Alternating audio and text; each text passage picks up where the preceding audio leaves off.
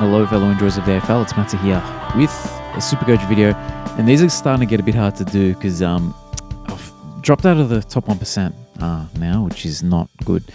A significant drop in ranks, the score not great, not good enough. Now the reason for this, first of all, we look at the defense. We have Zorko, which is cool. Roberts, meh. Bice, ready to go. I decided to field Patton over Pryor. And of course, what that means is Patton's score drops out of the system, and that means we had to take Hustwaite's 27. You know what I mean? That's 70 points gone right there, which is really, really not good. The thing that I was looking at with Patton, this was my thinking. The points per minute to that point was better than Pryor, and Pryor is so inconsistent, up and down, up and down. I wanted to trade Pryor this week, but there was no downgrade options, so I couldn't do it in the end. In the end, I get to keep him another week or two and get a little bit more cash, but yeah, I did not expect the 90 against Sydney. But look, I guess for the team overall, it's cool. We got an extra player, we got a bit more money coming in, which is cool. Anyway. Now, we look into the midfield. Now, Lockie Neal was not there last week. Instead, that was Chera. So that was my only trade that I did last week. I traded Chera, and on Friday, I was feeling good. I'm like, he got an 83. He would have dropped a decent amount of cash. We'll have a little look.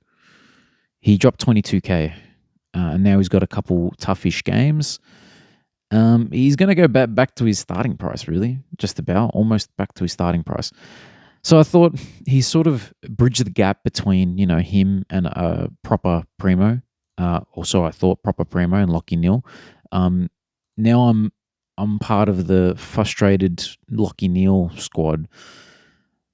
This is what I've decided. And look, looking at Melbourne, it should be a decent, matchup, but all of a sudden, if Clary runs with him like he, did with Newcomb, what am I saying? Newcomb still got a decent score, didn't he? What did he do? Or maybe he didn't. Maybe he didn't. Whoa! Okay, all right. Well, look, so I'm probably going to get a 57 out of Neil next week, and all of a sudden, that trade and that 80K that I wasted to get up to him, is in the bin. But yeah, looking around the rest of the team, it's not that bad. It's just the prior decision cost us big time. Lockie Neal, when you pay up for a proper midfielder and he gives you this, it's not ideal.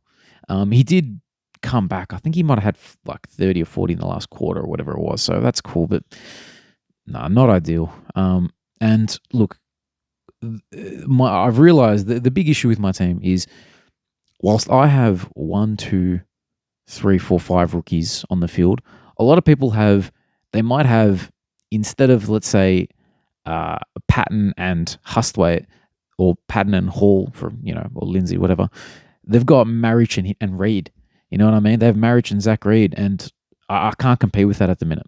The bottom end of the team is crap. Because I've traded, we'll go back to the trades.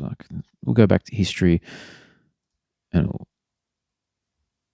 trade history. And what did I trade Reid for? Dacos. Reid scored better than Dacos. He scored better than Dacos at 260K, and I went all out to go get Dacos. I boosted. It wasn't worth it. It just wasn't worth it. Dacos. Dacos is the worst trade of the year. Who would have thought to say Dacos worst trade of the year? What has he done? His break-even's 193, and he's got me a 125, an 89, and a 76 for, how much did I pay? I think it might have been 608K.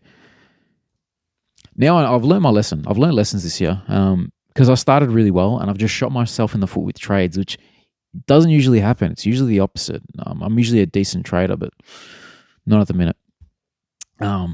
Anyway, there's a little bit of a rant. A bit angry with myself, and I haven't had a coffee, so probably angrier as well.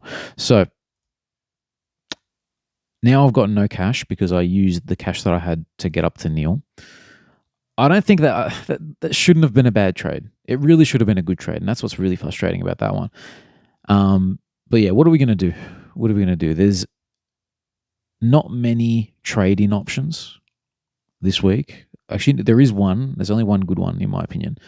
That's appears foolproof. Appears like what Huswaite appeared foolproof. He appeared foolproof last week.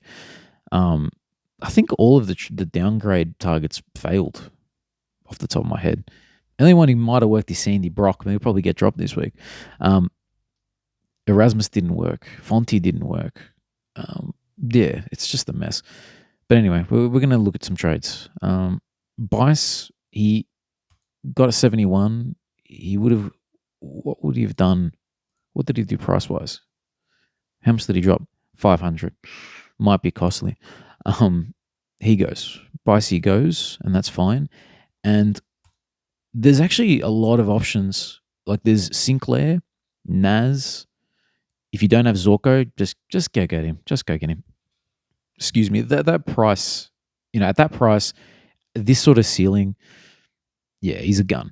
Holmes, Bailey Dale. I'm not so keen on Bailey Dale because of the buy round. Holmes, I actually really rate at 498k. Like I'm very tempted. My only issue with him is I have a lot of players on that buy round, on that very last one. Zorko, Neil now, Levi, Bailey Smith, and I think there's another one off the top of my head, but I can't remember. I can't remember who else has that bias. But I think I've, what? Do I have I've got that open. Zorko, Whitfield. Oh, Whitfield. There you go. And we add Neil to that. Yeah, I think he's a good trade-in, to be honest with you. I really like him, but I think Sinclair being available. I do have a few players on that buy round as well, but we're going to add him to the list, I think. We're going to add him in there. 4 in there. It's still relatively... Jeez, Bice can go. Don't have to worry about him anymore. Collingwood, Gold Coast, Richmond, Sydney. There's no one I really want to get from those teams at the minute to go into that buy round. Adelaide, Hawthorn, Melbourne, West Coast. Marriage would be nice, but no, I don't have him. I'm not going to get him now. It's just, I can't do it. I can't. It'd feel wrong. Adelaide, Hawthorn, Melbourne, West Coast. There's no one. Gone, but I can't get Gone. Gone's just not going to happen. But anyway, look, at this stage, Bice is going to go into Sinclair.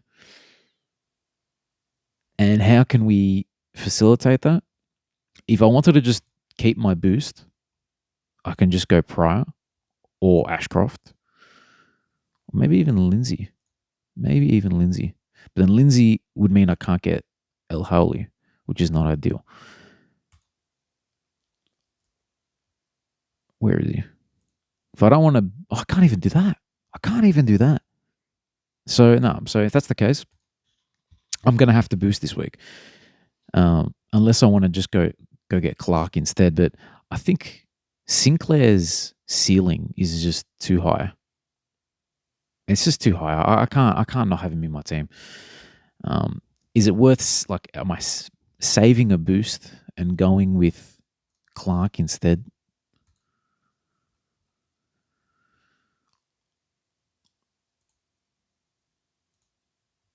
And he's, Clark's not a bad player. The interesting thing is because his break even's 100, we can just wait and get him next week if we really wanted to. If we wanted to just get another defender, which I'm not against, to be honest with you, because, midfielders have just been so disappointing this year.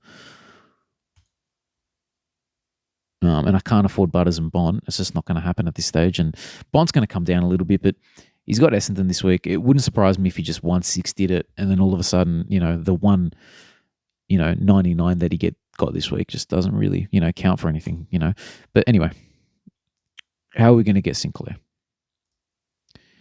Cleary, what's his break even? 55. He could reset that like he's done, with the 89 against Gold Coast. He could just reset that. And all of a sudden, I'll lose another 300k. Another 300k rookie. I think he has to go. It's either him or Lindsay. I don't think Lindsay, I think he's probably more likely to maybe get us a little bit of extra cash. I don't know. Just I want to play around with this bit. So let's go Cleary and Marias down, and then we go get there he is, El Howley. And then I know a lot of people are going to go Boxall. Actually, this is what I have to do. I have to swing him down there. And then in defense, we can go Howley and then get Boxall. But I don't like, if I get Boxall, then I have Hall, Hustwaite, Gross, and Boxall. That's too much. That's too much uncertain midfield rookies. And so I'm going to skip Boxall. I don't care if he plays this week. I'm not picking him. It's too risky for me. I need to have Saad El Hali in the midfield, and that means I have two options here. So Patton stays in the defense. We go early on Cooper Simpson, or here's one. I think he's left field. No one will be talking about him, but he's a dude who should continue to play. It's not Jeb Hughes. He's gonna, probably he might go out for Jack Henry, right? I don't know. I don't think Hughes is this guaranteed starting player. We can go Sandy Brock, but I don't think his job security is there. But the player who I do think has job security is this young fella, Liam O'Connell. 136K. He copped an injury against Richmond. I think he got concussed, if I'm not mistaken. I have a vague memory of him getting a concussion. But I think he's got a bit of job security there, to be honest with you. I think they want to play him. He's a solid little player. Let's just do a little bit of, we're going to do a little bit of live x.com research and see if anything comes up with Liam O'Connell. Because this is one of, I think for Supercoach, it's a pretty decent little way to just see what's going on, see what players are doing. What is all this? What is this? You're not giving me anything here.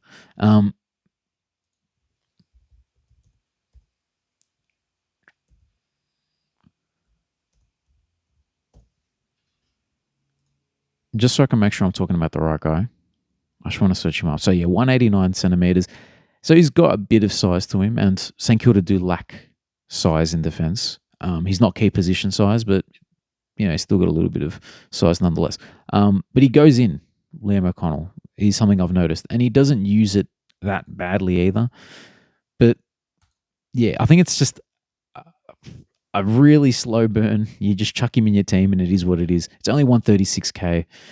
I don't mind carrying O'Connell and Carroll in the defense for the rest of the year in those defensive spots. It is what it is.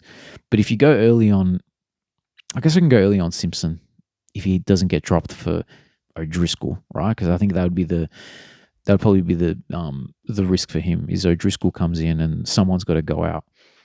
And I think I don't know what other halfbacks they might have. So not half, just players in general. I don't know if there's a halfback that comes in and just directly takes his spot. Driscoll goes to the wing. But anyway, look, we're going to go O'Connell for now. A bit of a different one. I don't know if anyone's talked about him. But now we can set up the team where the rookies on field are Levi, Lindsay, El Howley, and Pryor. And Pryor, now that I'm fielding Pryor, he'll probably get like 30. It's just the law of the rookie roulette. It just doesn't work. You're never going to get it right. I can't. I don't think I've ever gotten a good Pryor score. I don't know if I got a good Zach Reed score. And now that I've traded Zach Reed, he's the GOAT. But shout out to him though. I'm actually really happy about because he was a high draft pick. Didn't really get the opportunity because of injuries. But there's always something there. He has a good kick. He's got height. If he fills out and gets stronger, it's all over, man. He could be up there with the better defenders in the league. This is what I'm thinking of doing. All of a sudden, we have 5 decent defenders. Actually, we have Whitfield, Sheasel, Zorko, Sinclair. I reckon that's top 4 defenders, right? Top 4, maybe 4 out of the top 6, because you could argue Naz. I think that's probably the only one I'd argue over these guys. Maybe Clark based on the consistency. Maybe Holmes. Holmes probably is the one I think can charge home and do really, really well. So maybe he's the guy I just go and get. I just play it. I'll just go with that, and I can get Holmes and El Howley instead, and I can save a boost. What am I saving the boost for? Is the question. Let's have a look.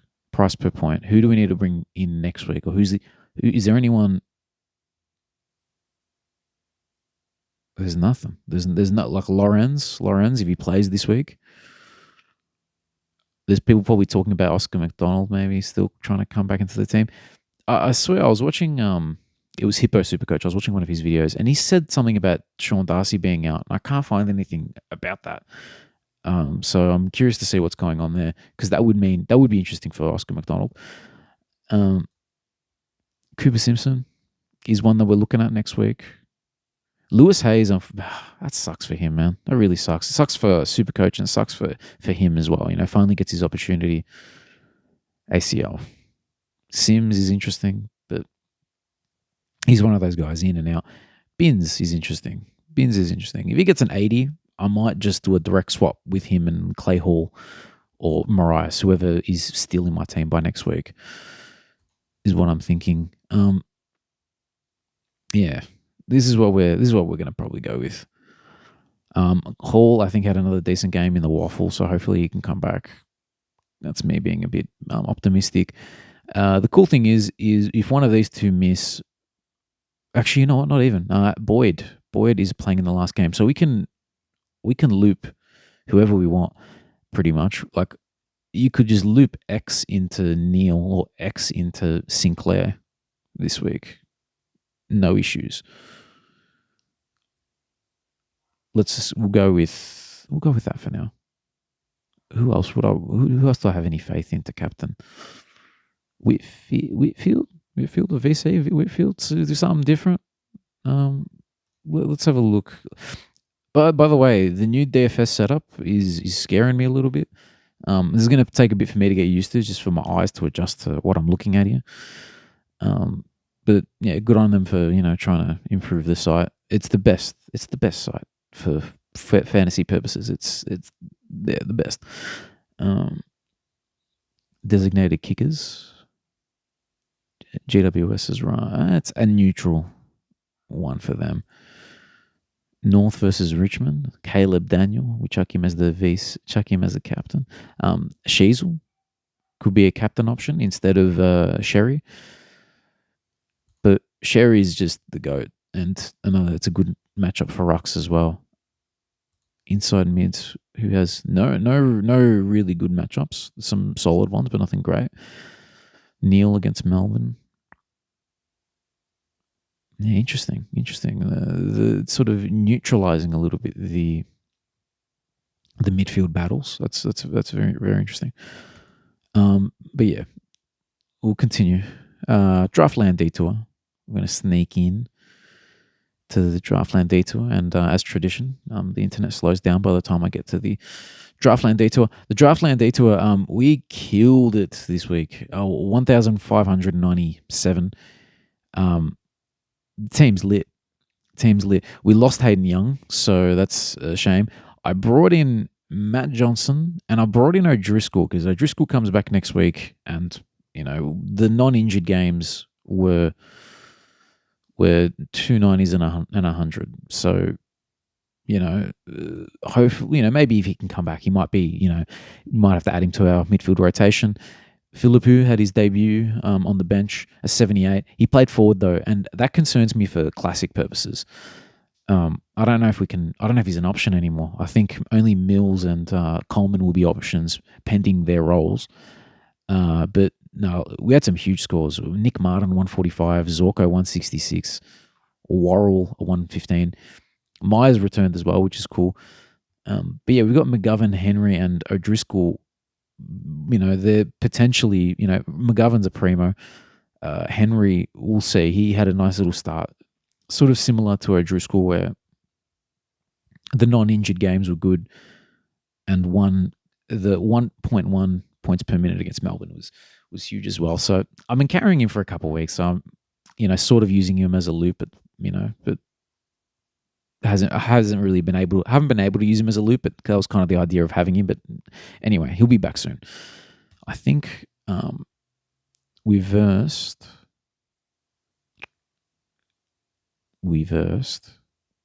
a team by the name of Jimby and Tonic, which is a kind of cool name by Alec, our boy Alec.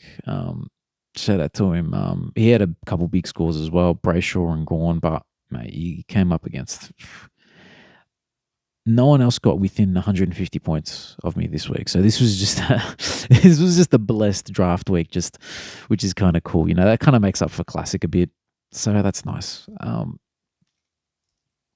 Round 10, we're coming up against Don. Oh, bro, so I'm so sorry, man. He's had a. Actually, did he win this week? I think he won this week. Yeah, shout out to him, man, because he's towards the bottom. He's 8th. So, on the come up.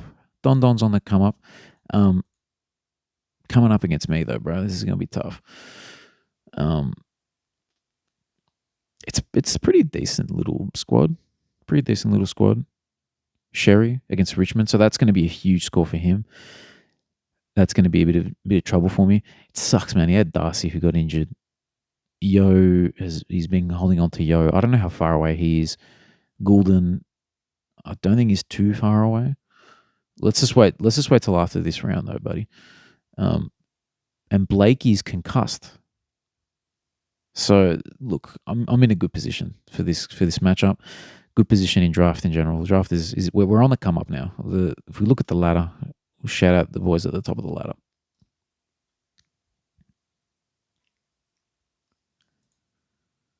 Because it's not me. It's not me on top of the ladder. It's MA Lakers in 28. And look at, what a competitive, it's a competitive top 5. I'm 2 wins away from finals, because I'm pretty sure we're just doing top 4 finals. But the team is starting to come into some form. We've got some, I've gone back to Classic. Yeah, team's in form. We're coming back. Yeah, let me know how you guys did this week. Look, yeah, it's pretty sucky, to be honest with you. For me, but look, what I will do is I want to shout out. I want to go to YouTube, and I'm going to just shout out a comment. Should have done this at the start of the video, because then, maybe he might have caught it if he didn't watch the whole vid. But we're going to go to...